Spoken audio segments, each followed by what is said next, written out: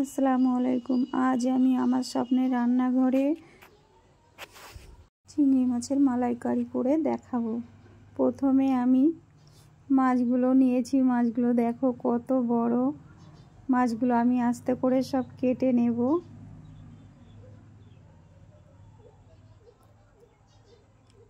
কাটছি মাছগুলো, দেখো এর মাথায় একটা নোংরা থাকে, নোংরাটা আমি পরিষ্কার করে নিয়েছি। পিঠের দিকে একটা নোংরা থাকে, সেটা আমি কেটে নিয়েছি। মাছগুলো আমি ধুয়ে নিয়েছি। নিয়ে এবারে লবণ হলুদ মাখিয়ে নেব। নিয়ে ওদিকে কড়াই চাপিয়ে দিয়েছি। মাছগুলো আমি হালকা করে ভাজি করে নেব।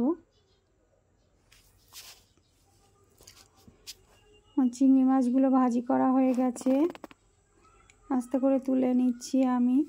ওদিকে উনুনে আমি কড়াই চাপিয়ে দিয়েছি। কড়াইতে তেল দিচ্ছি আমি, সর্ষের তেল।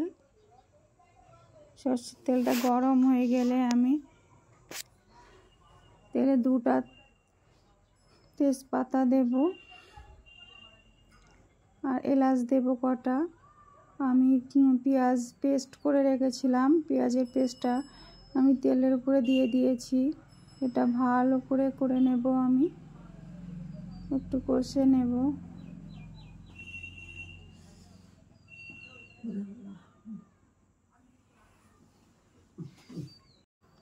পেঁয়াজটা যখন একটু লাল লাল হয়ে যাবে,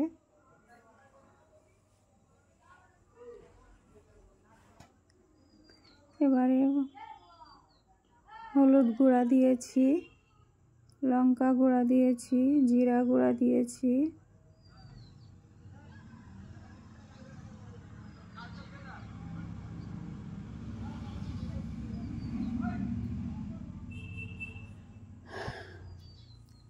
তারপরে আমি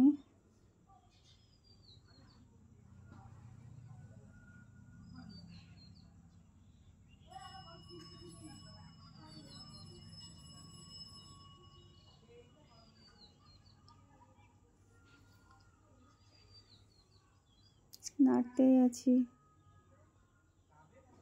যাতে দলাটা না পাকিয়ে যায়। একটা আদা রসুনের পেস্ট দিয়েছি আমি।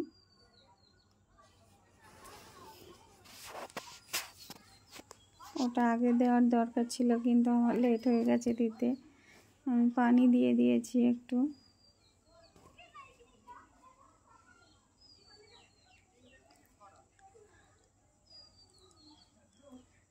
ভুলে গিয়েছিলাম আদা রসুনের পেস্টটা দিতে।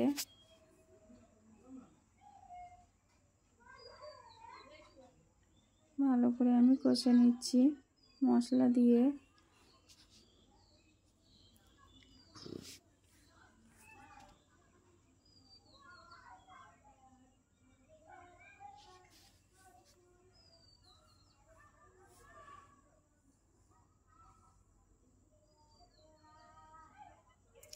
এবারে দিয়ে দেব আমি নারিকেলের দুধ। নারিকেলের দুধটা দিয়েছি আমি, দিয়ে নাড়িয়ে চাড়িয়ে নেব। একটু ফুটে উঠলে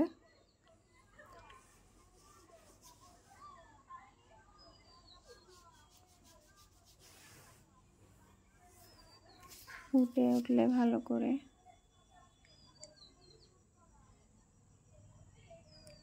আমি চিংড়ি মাছগুলো দিয়ে দিচ্ছি।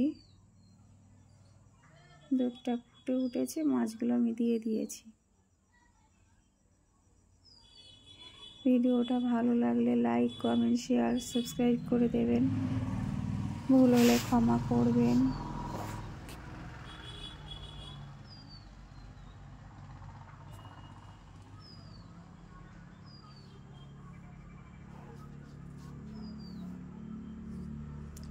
রাঁধুনি তো অনেক আগে হয়েছে, কিন্তু এখনো ঠিকভাবে বলতে পারি না।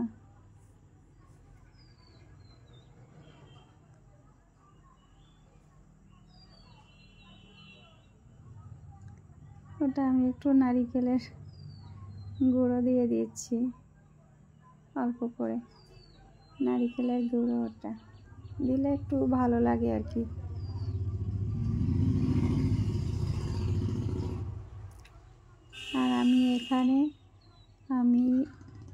মানে গরম মশলা দিয়েছি আস্ত, লবঙ্গ আর এলাচ দিয়েছিলাম।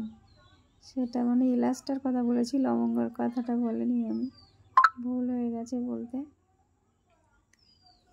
এইভাবে রান্না করে দেখবেন একদিন, খুব ভালো লাগবে খেতে। আমার যখন চিংড়ি নিয়ে আসে আমি তখন এইভাবেই রান্না করে খাই।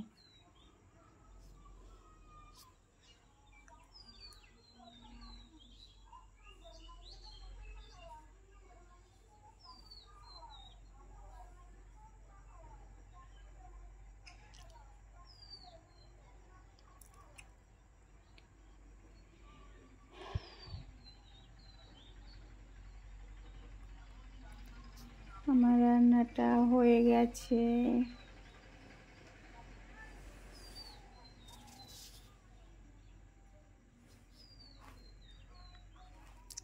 দেখুন কত সুন্দর হয়েছে। আমি এবারে একটা পাত্রে তুলে নিচ্ছি। সবাই ভালো থাকবেন, সুস্থ থাকবেন। খোদা হাফেজ। কত সুন্দর হয়েছে দেখুন।